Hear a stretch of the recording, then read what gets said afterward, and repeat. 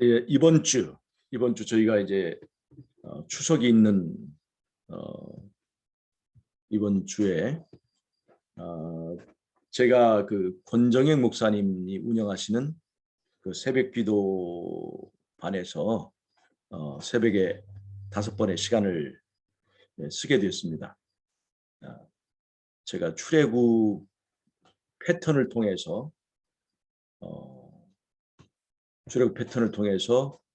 우리가 얻을 수 있는 교훈, 배울 수 있는 교훈에 대해서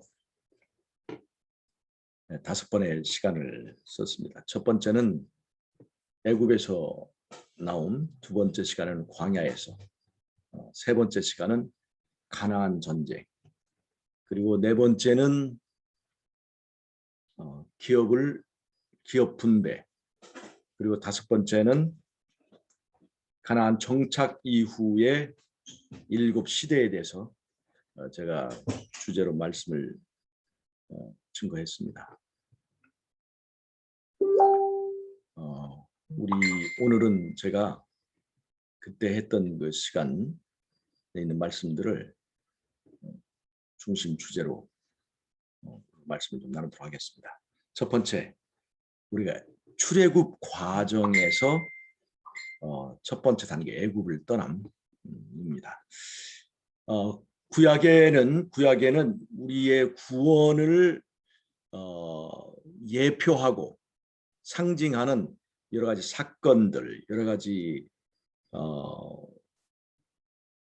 관습들, 여러 가지 절기들이 있는데, 그 중에서 우리의 구원을 가장 잘 설명하는 예표되는 사건은, 그 대표적인 것이 바로 출애굽 과정입니다.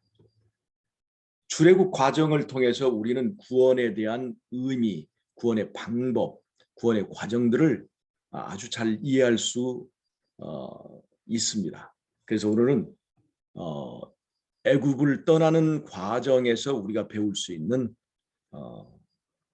영적 교훈을 생각해 보도록 하겠습니다. 이 출애굽 과정을 통해서 우리가 구원을 생각하면, 구원은 일순간의 어떤 결정이나 확정이 아니라 하나의 과정을 통해서 이루어지는, 점과 같은 것이 아니라 하나의 선과 같은 그러한 과정인 것을 알 수가 있습니다. 어떤 사람들은 그렇게 얘기하죠. 구원은 내가 믿는 순간 단 한 번, 한순간에 결정되고 확정된다. 그리고 나머지의 문제는, 나머지 그 후에는 한 번 받은 구원은 변하지도 않고 이제 그 후에 사라지거나 없어지지도 않는다. 그렇게 얘기를 하죠. 일단 아기를 한번 낳으면 그 아기가 뭐 다시 또 어떤 사건에 의해서 없어지거나 그런 건 아니다는 원리를 들어서 얘기하는데, 출애굽 과정을 통해서 우리가 보면 구원은 애굽을 떠나서 가나안에 들어갈 때까지 일련의 과정과 기간을 말한다 할 수가 있습니다. 애굽을 떠나서 광야를 여행할지라도 얼마든지 돌아갈 수 있는 시간이 있고, 애굽에서 한 선택이 광야에서 무효가 될 수 있는, 그래서 어떤 요단강을 건너기까지는 그 구원의 과정은 변동적이고 유동적이다 하는 것을 알 수가 있습니다. 그래서 출애굽의 이제 그 과정을 보면 우리가 6월절 그 피바름의 사건을 통해서 이스라엘이 애굽을 탈출할 수 있게 되잖아요. 출애굽을 한다는 것의 첫 번째 의미는 섬기는 자를 바꾼다는 것입니다. 내가 섬길 자를 바꾸는 것이에요. 즉 애굽에 있을 때는 바로를 섬겼다면, 이제 출애굽을 하는 백성은 누구를 섬기는 거예요? 하나님을 섬기기로, 예수님을 우리의 왕으로 선택하고 그 길을 떠난다는 것을 말합니다. 우리가 보통 6월절 사건을 십자가의 사건에다 비교하죠. 십자가의 사건에다. 근데 어떤 사람들은 그렇게 얘기합니다. 십자가로 율법은 폐지되었다 이렇게 얘기를 해요. 그런데 이 율법의 문제를 출애굽 과정, 출애굽 패턴에다가 비교해 보면 절대로 율법이 폐지되는 십자가로 인해서 폐지되지 않는다는 걸 알 수 있습니다. 우리가 잘 아는 것처럼 유월절은 십자가의 그리스도의 희생을 상징하는 것인데 유월절에 애굽의 장자는 다 죽었지만 이스라엘 사람들은 안전했어요. 그건 왜 그러냐면 그 집의 문 인방과 설주에다가 피를 발랐는데 그것은 바로 어린 양의 피입니다.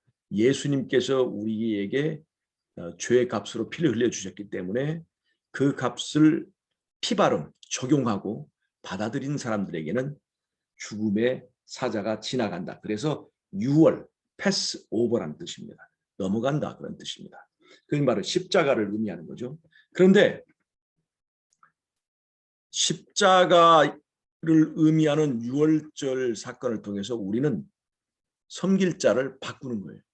그래서 출애굽한 사람들은 더 이상 바로를 섬기지 않고 이제 예수님을 섬기기로 선택하는 거예요.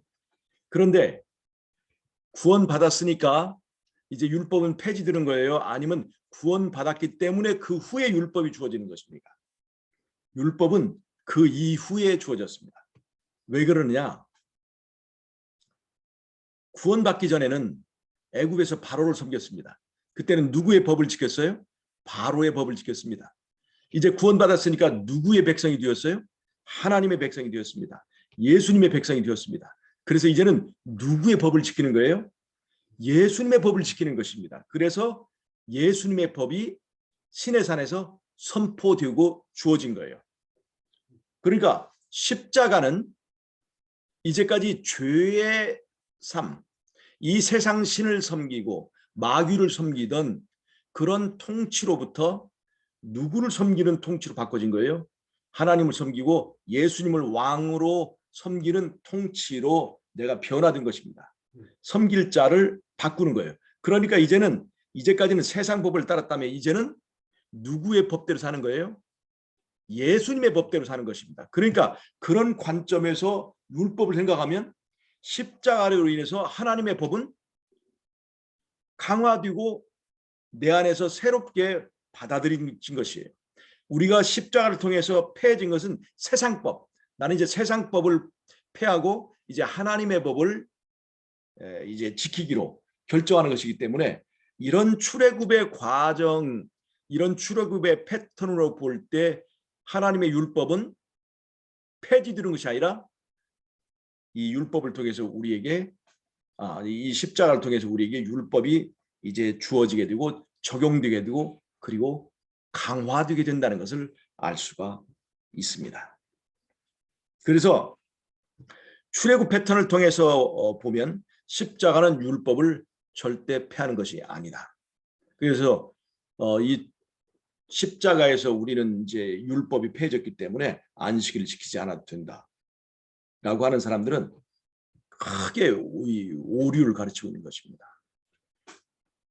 안식일을 폐한다, 또 부모를 공경한다 하는 이 율법은 이 십계명은 모두 다 한 덩어리가 되어 있는데 이 한 덩어리는 첫째 번째 계명, 나 외에 다른 신을 섬기지 말라, 여호와만 섬기라 라고 하는 그 첫 번째 계명 속에 다 들어있는 거예요.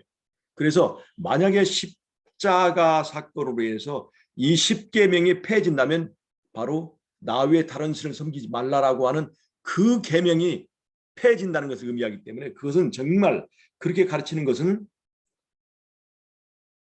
정말 큰 오류를 범하는 거예요. 십자가를 세워줌으로 하나님의 나라가 세워져야지 십자가로 인해서 율법이 폐해지고 그래서 우리는 율법으로 자유롭게 된다 하는 것은 궤변이라고 하는 것입니다. 그리고 하나님의 율법은 누구의 법이에요? 하나님의 법이기 때문에 인간이 거기에 손대거나 그것을 폐지하거나 변경할 수 없습니다. 그래서 십계명을 어디에다 새겨졌어요? 돌비에다 새겨졌습니다. 그래서 사람이 지울 수 없도록 누가 새겼어요? 하나님이 불러주고 모세가 새겼어요? 아니면 하나님이 친히 새겼어요? 하나님이 친히 손가락으로 새기셨어요. 그래서 하나님이 친히 새기신 그 율 10계명을 인간이 절대로 폐하거나 바꿀 수 없다는 것을 알 수가 있습니다. 우리가 출애굽 패턴을 통해서 하나님의 율법의 의미를 생각하면 십자가로 율법은 절대로 폐해지는 것이 아니고 오히려 이제 구원받았으니까 누구를 섬기라? 하나님을 섬기라. 하나님 섬기기 때문에 이제는 세상 법이 우리에게 폐해지고 바로의 법이 폐해지고 우리는 하나님의 법만 유효하다고 인정해야 되는 것입니다. 하나님의 법이 유효하다고 인정해야 되는데 하나님의 법이 폐했다고 말하는 것은 바로 누구의 말을 대변하는 겁니까? 사탄의 법을, 사탄의 권세를 지금 소유하려고 하는 거예요. 이 하나님의 법을 폐한다는 것은 하나님의 통치를 부정한다는 거예요. 그것은 바로 사단이 원하는 그런 일을 한다는 것이죠. 하나님께서는 이스라엘을 구원할 때 애굽을 정복하라고 말할 수가 있었습니다. 애굽을 정복할 힘이 하나님에게 있을까요, 없을까요? 있고도 남죠. 이스라엘 백성에게 이스라엘 백성을 위해서 막 열 재앙을 내릴 때 애굽을 차지하게 할 수도 있었습니다. 그런데 하나님께서는 애굽을 차지하라고 하지 않고 애굽에서 떠나라고 그랬습니다. 잘 보세요. 우리 인간의 원래의 고향은 어디입니까? 에덴 동산이죠. 에덴 동산이었죠. 그런데 우리가 범죄함으로 고향을 떠났습니다. 고향에서 쫓겨난 사람들이죠. 그런데 사람들이 에덴 밖에서 오랫동안 살다 보니까 에덴을 잊어버렸습니다. 우리가 돌아가야 될 고향이 있는 것도 잊어버렸어요. 그리고 심지어는 하나님께서 그 아들의 희생을 담보로 너희들 고향으로 내가 반드시 데리고 돌아오겠다라고 약속했음에도 불구하고 이제 사람들은 에덴 밖에서의 생활에 더 재미가 들리게 되었다는 것입니다. 에덴 밖의 생활에 더 재미를 이제 갖고 살다 보니까 에덴 밖에서, 즉 애굽 땅에서 애굽을 정복하고 살려고 노력한다는 거예요. 애굽의 땅을 차지하려고 하고 애굽의 권세를 차지하려고 하고 애굽에서 통용되는 돈을 차지하기 위해서 애굽을 떠나기보다는 애굽에서 부자 되고 애굽에서 성공하고 애굽에서 부동산을 많이 이제 마련하는 일에 우리의 시간을 보내게 되었다는 것입니다. 그래서 하나님께서는 애굽에서 떠나라고 그랬어요. 애굽을 충분히 차지할 수 있었지만 이 하나님의 백성들, 이스라엘의 원래 고향은 어디였습니까? 가나안 땅이었죠. 아브라함과 그 이삭과 야곱에게 약속하신 땅은 가나안 땅이었고 아브라함과 이삭과 야곱은 어디에 거주했냐면 가나안 땅에 거주했어요. 가나안 땅에 거주하다가 요셉 때에 이게 애굽으로 들어가게 되었죠. 고향을 떠난 거죠. 그래서 이스라엘 백성은 지금 하나님의 구원을 통해서 어떤 일을 해야 되는 거예요? 애굽에서 성공하는 일을 위해서 구원을 주신 것이 아니라 애굽으로부터 탈출해서 이제 고향으로 돌아가는 일을 이제 하도록 하나님께서 이렇게 구원해 주신 거예요. 누가복음 15장에 보면 탕자의 비유가 나오죠. 탕자가 아버지 품을 떠나서 방탕한 생활을 하다가 돼지 치는 사람에게 붙여서 살다가 그에게 깨달음이 오죠. 그리고 그의 선택은 뭡니까? 내가 아버지께로 돌아가겠다는 거예요. 즉 이 애굽에 거하고 있는 하나님의 백성들은 애굽에서 자리 잡고 거기서 머뭇거리는 것이 아니라 애굽을 출발해서 가나안 땅으로 에덴으로 돌아가는 여행을 시작해야 된다는 거예요. 그래서 하나님의 백성은 여행을 위하여 여행을 위해서 이제 길을 떠나고 나그네로서의 삶을 선택하는 것이 바로 하나님의 백성의 출애굽 구원이라는 겁니다. 이 땅에서 돈 벌려고, 이 땅에서 성공하려고 그것을 위해서 목표를 세우는 사람들이 아니라는 것을 여러분 잊지 마시길 바랍니다. 그것이 출애굽 패턴에서 우리에게 보여준 거예요. 자, 출애굽했습니다. 광야에까지 여행할 때 그들은 얼마든지 돌아갈 수가 있습니다. 우리의 믿음은 오늘 믿은 것을 내일 믿지 않을 자유를 전제로 주어진 거예요. 그래서 구원이 확정되었다.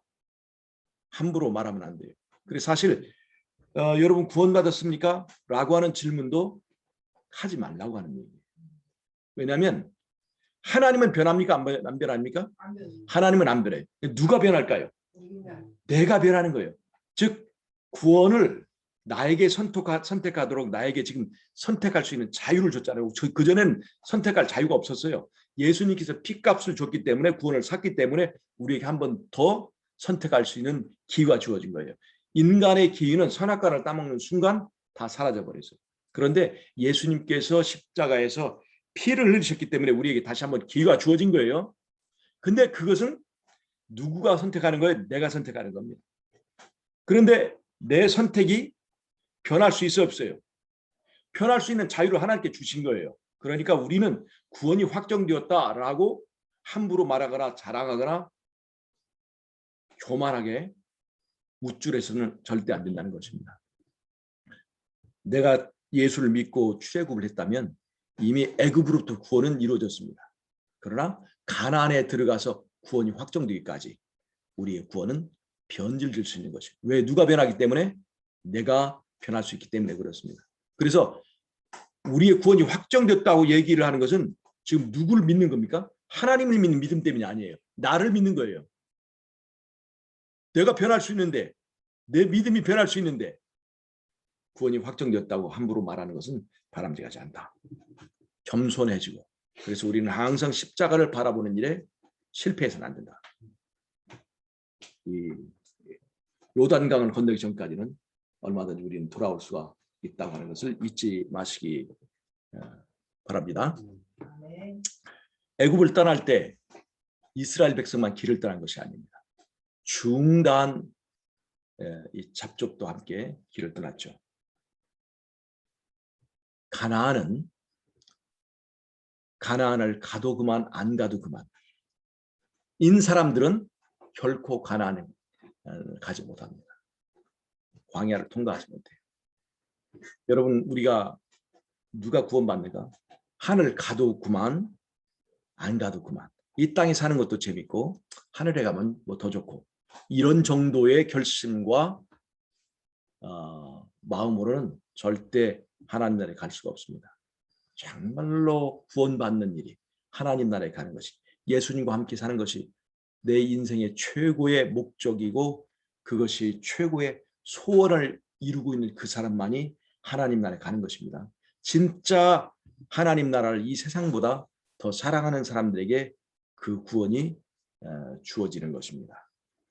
오늘 제가 첫 번째 구원의 첫 번째 단계 애굽을 떠나는 그것을 말씀을 드렸습니다. 그 주제로 애굽을 어떻게 떠날 수 있어요? 우리의 노력으로 애굽을 떠나지 못합니다. 누가 피를 흘려 주셨어요? 예수님께서 그 우리의 죄값을 지불하셨기 때문에 그 영수증이 있기 때문에 우리는 애굽을 떠날 수 있습니다. 오늘 우리는 애굽에 살지만 왕을 바꿀 수 있습니다. 그 기회는 예수님께서 피값을 치르고 우리에게 주신 것입니다. 오늘 우리가 섬길 자를 선택할 수 있는 기회가 그냥 쉽게 주어진 것이 아니라는 것을 여러분 아시길 바랍니다. 원래 우리가 에덴 동산에서 선악과를 따먹을 때 우리는 다시 섬길 자를 선택할 수 있는 기회가 사라져 버렸어요. 우리는 사단의 노예로 살 수밖에 없었습니다. 그건 벗어날 수가 없는 것이었어요. 그런데 예수님이 자신의 생명을 담보로 우리에게 다시 한번 섬길 자를 선택할 수 있는 기회를 주셨기 때문에 오늘 우리가 예수 믿을 자유가 있는 거예요. 예수 믿을 권리가 있는 거예요. 이 권리를 우리가 함부로 버리면 안 되겠죠. 예수 믿지 않을 권리도 예수님 주셨어요. 그렇다고 이 자유의지를